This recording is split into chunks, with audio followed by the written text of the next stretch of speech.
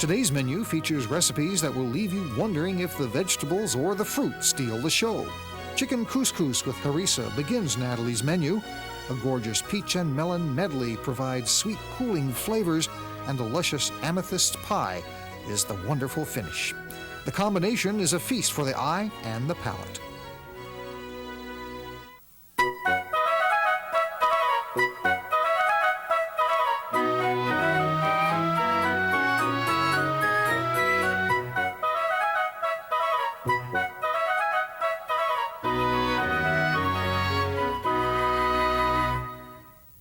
Hello, I'm Nathalie Dupree, and today we're going to have a wonderful, wonderful menu, but we're going to start with making a pie crust. Now, I don't care if you want to use a frozen pie crust from time to time, but you need to know how to do that. It's a sense of dominion to know how to make a perfect pie crust. But remember that you're not going to probably make a perfect pie crust the first time as a beginner. If you're going to, though, this is the one to start with. The secret to a flaky crust is to use well-chilled shortening and ice-cold water. I've got a double recipe of the amount that I'm going to give you now. I'm giving you out loud the amount that's enough for one pie crust, but I'm making a double one because I have a 2 pie crust recipe. But I've memorized this, so I don't want to change. It's 1½ cups of all-purpose flour, 3/4 a teaspoon of salt, and you cut in 10 tablespoons shortening with a pastry blender or a fork until it makes it look like cornmeal. Now, of course, you can do this in a food processor as well. But let's just go ahead and do this. There are lots of ways to make a pie crust. You know, there are hot water pie crusts. There are all sorts of things, oil and hot water. But this is probably my favorite. And I use a little more shortening in this than most people do. Now look, you work to get those big pieces in and shake it, and then the little pieces fall to the top, and you're left with big pieces on the top of your flour. So just keep working. And work as fast as you can, particularly if you're working under hot lights. And add your water. And you will add 4 to 6 tablespoons of ice water. But I will add twice that amount, so don't get confused. Now, I'm at a point right now where not every single big piece is broken up, and you can go back and break some of those up. In fact, you know, it doesn't hurt to cut up your shortening before you start adding it. And what you want to remember is that shortening gives you the lightest pie crust, but a little butter will really give you some flavor. So it's a mixture of the two is the best, I think. Now, make a well in the center here, and I'm doing this differently than the way that you see it written normally. It's awfully hard to write it this way. And of course, this is a lovely teaspoon, tablespoon, not a regular tablespoon one, so who knows how much water I'm adding. Go ahead and with a spoon or a fork, combine a portion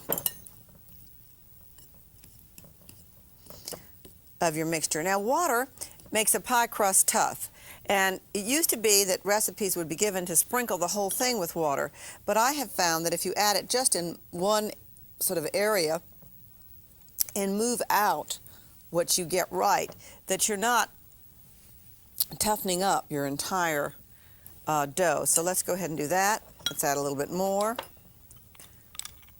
And as I said, I really don't have any idea how much I'm adding now, or have added, because I'm doing a double recipe and I've lost count, and life is not perfect. I want to tell you about making a pie crust because there's such personal satisfaction to it. I get more satisfaction, I suppose, when you come up to me at book signings or on the street. I get stopped a lot, and people say to me that they learned how to make biscuits or pie crust from me. And I think I get more satisfaction, or bread. I probably get more satisfaction out of that than other people do really exotic recipes, because this is an inexpensive something that if you learn how to do it, nobody can take away from you. Once I was driving, I have a little Miata, and I was driving in my car. I'm just going to talk to you while I'm doing this. I'm doing the same thing all around, just getting this until it's moist and holds together, piece by piece, and moving it out so that I'm not working the whole mass over and over again. Anyway, there I was, my little Miata, and the top was down. It was a beautiful spring day in Atlanta, and driving along close to home, and a policeman in a motorcycle zoomed up behind me, and I had seen him. I had passed him going the other way, but I hadn't thought much about it because I knew that I was always law-abiding. So up he came behind me, and I thought, uh-oh, what have I done? So then he pulled beside me, and I said, yes, officer. And he said, well, he said, Miss Dupree, I just wanted to tell you that you taught me how to make biscuits in a pie crust. So I said, thank you very much. And he said, thank you. And off I went. I really got an enormous amount of satisfaction out of that. And not too many weeks ago, I was pulled up at a stop sign, and I stopped in the middle of the, and I got out of my car at the stop sign, not something you're supposed to do, and was putting something in the trunk. And he pulled up behind me, and I thought, oh. So I just smiled and said, biscuits in a pie crust. And so he let me go. So, smile. Here we go. This is a whole recipe now. And you see, I haven't overworked that, because gluten is what is developed when you add moisture and heat to flour. It's strands of gluten. It's not necessarily an enemy, but because you want some structure. Otherwise, you'd have like a cookie dough. Now, pull it together. Here we are.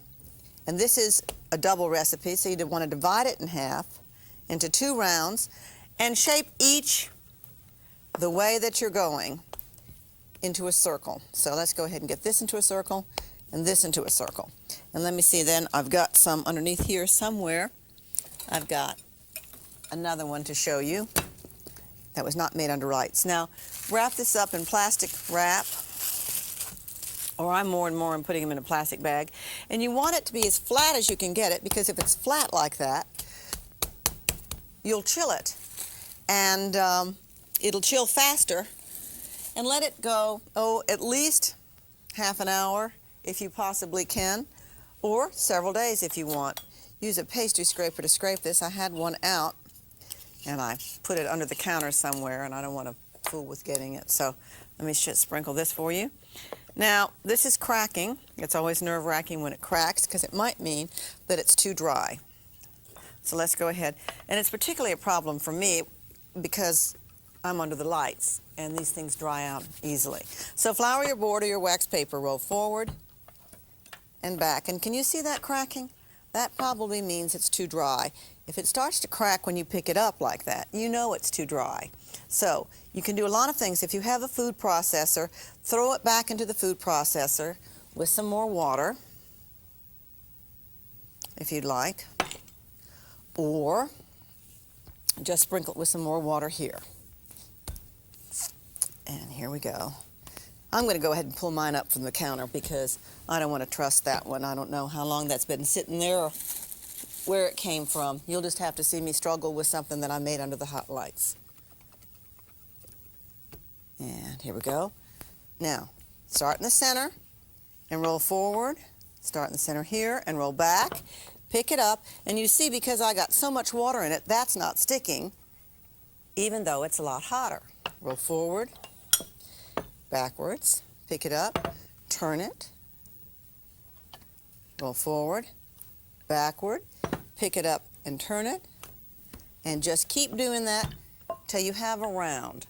Now just remember that usually a pie crust sticks because it's too dry and cracks because it's too dry, not too wet. And you can always add more water, just don't overwork it when you're doing it. Roll that all the way out, and I don't have enough time to roll it out as much as I'd like to. So let me just show you one that's already rolled out here between 2 wax paper, plastic wrap. You want it to be a couple inches larger than your pan, and you can flip it out. I could have flipped this right out onto the pie dish, but I wanted you to see how to move it if you were moving it right from your board. You would just fold it in quarters like this, move it over, and unfold it. Here we go. And then just fill in here. Any place where it's broken, take a little water and dot it to patch it back together again. Here's this, just mush that right in there. Here's this, you can see it wasn't quite 2 inches bigger than the pie pan. So, here we go, here's another one. And just patch it all the way around. Nobody is going to say that they saw a hole in your pie crust. That's not going to happen. Now, don't stretch the dough because it'll bounce back. Roll out your second pie crust, and I've got one here the same way. I want to very quickly show you how to fill this amethyst pie. You can use frozen blueberries, but if you do, you want to drain any excess liquid. And if you have a real sweet tooth, you can add a little more sugar or, you know, increase the blueberries and decrease the cranberries. So just do it according to your own taste. Combine 2 cups of blueberries, 2 cups of cranberries, 1½ cups of sugar, 3/4 of a cup of cornstarch. That's a lot of cornstarch because you don't want this to be too thin. 3/4 of a cup of cornstarch, 2 tablespoons of grated orange peel, 2 tablespoons of orange juice, and 2 teaspoons of vanilla. Pour this into your unbaked pie shell. And of course yours will be mixed much better than mine because you won't be rushing. Sprinkle it with a cup of slivered almonds and dot it with some butter. Oh, it's wonderful. This is such a wonderful pie crust. Our dining critic in Atlanta is very stern. Elliot Mackle is his name. And he came over and said that he liked this pie crust, and he really made us all like this pie. He made us all very happy when he praised it. Okay, now top it with your second round of dough. And kind of center it to be sure. And once again, check to be sure that it's 2 inches larger than your pie plate, so that this won't happen to you. And now go ahead and crimp your edges to seal. Now, you need to go around with some water right around here. And sometimes I will cut an edge. Usually I will cut a second little round of dough right in here and put that there so that you have 3 layers around the crust. This ice water is a little cold. I don't have enough water. All right, that water seals it, just like it sealed it when I patched the base before. And then just go around, pressing your edges together. Then I'm going to cut off the edge of the pie crust, and then I'll decorate it. And you can choose which way you want to do that. Hold it up so you can see what you're doing, and then go around. It's such a good pie crust. I want to go back and be sure it's tightly sealed. Hello. Now, go back, and let me just show you one way to decorate it. Go back and do like this. See, with 2 fingers and your thumb all the way around. And when you're doing that, take that opportunity to be sure that it's pressed together down there. Now, make 4 or 5 decorative slits in the top to let the steam come out. That'd be fine. Or get one of those cute little pie funnels. I have one. I like it. And then brush the top with milk and sprinkle it with sugar. That's just a really different glaze. There are a lot of different glazes. Choose the one that you like the best. Put the pie on a baking sheet. That's because this does have a lot of juice in it. It might drip, and you don't want to get it on the bottom of your oven and have to clean your oven all over again. And bake it at 375. Pie crust always goes into a hot oven because you want the you don't want the butter to melt before the flour sets. Bake it at 375 degrees for an hour. And then cover the edges with foil if they begin to brown. In fact, there's a gadget that just you can put over the edges so they don't brown. Cool it completely on a wire rack before serving. And that's because you don't want it to be too juicy. Although it is hard to hold off serving this. It is so good. And serve it with whipped cream.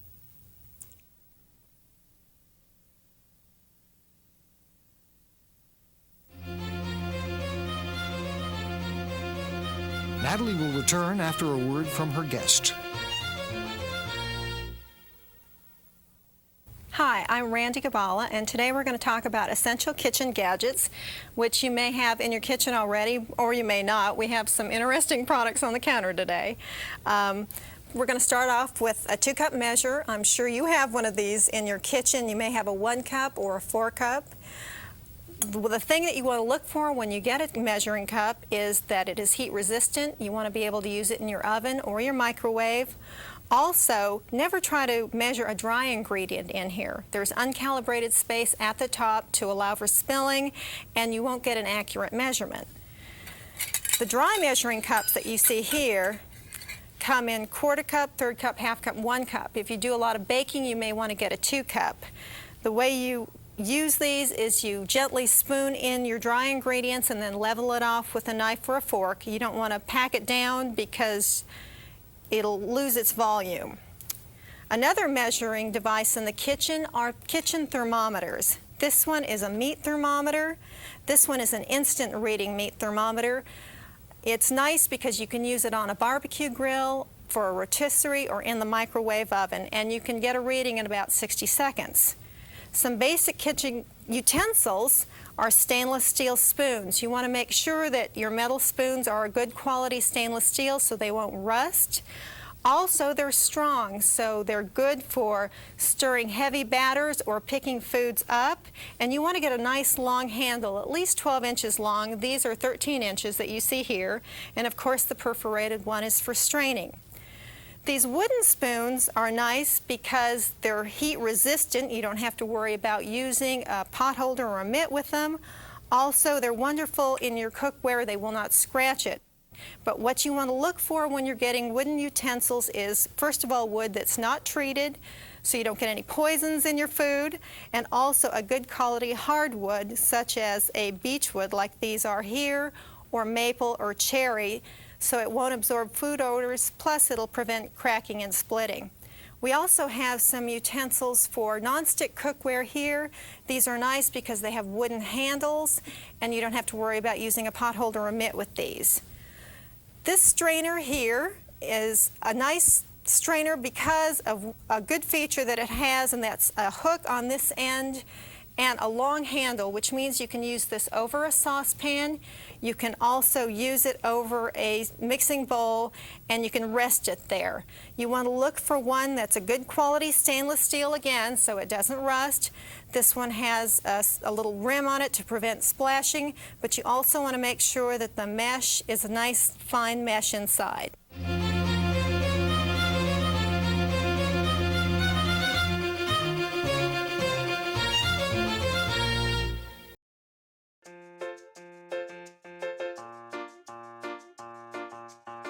For nearly a century, Le Creuset's colorful French cookware has been a favorite in kitchens around the world.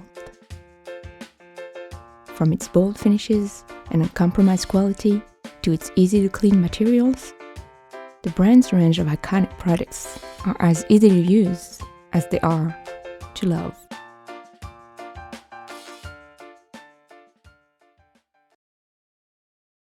I'll show you chicken couscous with harissa. It'll serve 4 people very nicely, but it'll seem even more abundant than that. First thing that you want to do is to heat your olive oil and brown chicken on all sides. And this is a cut-up chicken, and I have left all of the skin on the chicken. Now, you may prefer to remove the skin. That's your option. I like the flavor of it. Put your dark meat in first when you're trying to brown. Get your pan good and hot. And then your light meat can go around the sides. There's another little piece of dark meat. And then this there. I love these pans for this dish. Now go ahead, brown it on all sides. Get it hot, in and brown, turn it. It takes you about 15 minutes all in all. Now while that's browning, go ahead and cut your onions into 1-inch cubes. And I'm going to show you that. And peel and cut some sweet potatoes into 1-inch cubes. And then cut some yellow squash and zucchini into 1-inch cubes. Now, when your chicken is brown, you remove it, and you put the onion into that hot fat. I've just got this on cooking because I want you to see. So pretend that this chicken has magically left, and this onion has gone in here. But another trick is that sometimes you have to decide whether or not it's worthwhile to get another plate dirty because you have a lot to do. And that's one way to save time on a busy day. On this particular busy day, the first thing that you would do would be to make your pie crusts, get them chilling in the refrigerator, and get your meat browning. Hopefully you've got your vegetables cut up ahead of time, because you should be just doing that a few times a week. You shouldn't be coming home every day and trying to cut up onions. So do that. In fact, you could have had these onions cooked ahead if you'd wanted to, and then add them to the pot. Now, you cook your onions till they're nice and soft, and then you add some salt, some cayenne pepper, and some turmeric. And notice that I'm kind of dancing around about whether or not I want to stir that with this, because I don't want it to color my spatula. And then you return your chicken to the pan. So here's this. You're putting the pan back, the chicken that I've already browned, just to show you the whole thing, in with this onion, and I should have stirred it a little bit more than that. And then you stir in some tomato paste and enough chicken stock to cover. So really, normally what I would do is kind of, since I know my pan's better, probably mix this tomato paste with that. But let's just go ahead and put it here. Add your chicken stock to cover, and I'll smush that around there to make it spread over the whole dish. And I want to go back and stir in the things I didn't stir in. Now you bring all of this to the boil, and you simmer it covered about half an hour. Then after half an hour, you add your potatoes. This is an all-in-one dish. You can leave these sweet potatoes out if you like, particularly if you're serving it with another starch, the couscous, but I like it with them. Now, simmer this another 15 minutes, and then add your squash and zucchini, which take less time to cook. And you've got this all-in-one dish right there. Adding more, you can add more stock if you need to. I don't think I'm going to need to, not this minute anyway. Now, that cooks another 15 minutes just to cook the zucchini. And then you remove the meat and the vegetables with a slotted spoon. You take the fat off of the stock, off of the pan, and use a fat strainer or something like that. And then you bring the whole thing to the boil and reduce the liquid by half. What that really means is to boil it down until it's halfway there, and that thickens it. And then while it's cooking down, you make your harissa. And harissa is a wonderful condiment. It's a hot pepper sauce from Africa, and it makes me think of my short, all too brief visit to Morocco. Mix your tomato paste, some cayenne pepper, some cumin seed ground, coriander seed ground, or coriander ground rather, I should say, a pinch of salt, some olive oil, and a little of this broth from the chicken, what was in the chicken there. Whisk it real well, because you can make this way in advance and leave it in the refrigerator. Put your couscous, which this is your couscous, and I just make it from the box. You just add instant hot water or boiling water to it and cover it. I cover it with with plastic wrap, and mount it on a platter. It's done very quickly. And then, if you need to, divide it into two so that people at both ends of the table can have it, because your chicken's cut up pretty small. Surround it with your meat and your vegetables. Pass the sauce and the harissa separately. Now, you need to warn your guests that this is hot. This is hot. So those macho men, they're going to feel that harissa. Now, peach and melon medley. It'll serve 6 to 8 people. It's very quick. It's both kinds of melons here if you can do it. Some sliced fresh peaches, some orange peel into very thin julienne. Combine your peaches and some orange juice and orange peel and a little sugar, and chill it for at least 30 minutes if you can. Then add your cubed cantaloupe and honeydew, and chop some fresh lemon balm or mint, which I grow all the time. Stir in the melons and the lemon balm, and then top it with toasted sliced almonds and serve it immediately after you add the almonds. But the truth is that I keep it in the refrigerator sometimes for up to 3 days. Today's recipes were so full of color and flavor that you'll wonder whether the vegetables or the fruit stole the show. Nathalie's menu began with chicken couscous with harissa. A gorgeous peach and melon medley provided a cooling contrast, And the luscious Amethyst Pie was the wonderful finish. The combination is a feast for the eye and palate.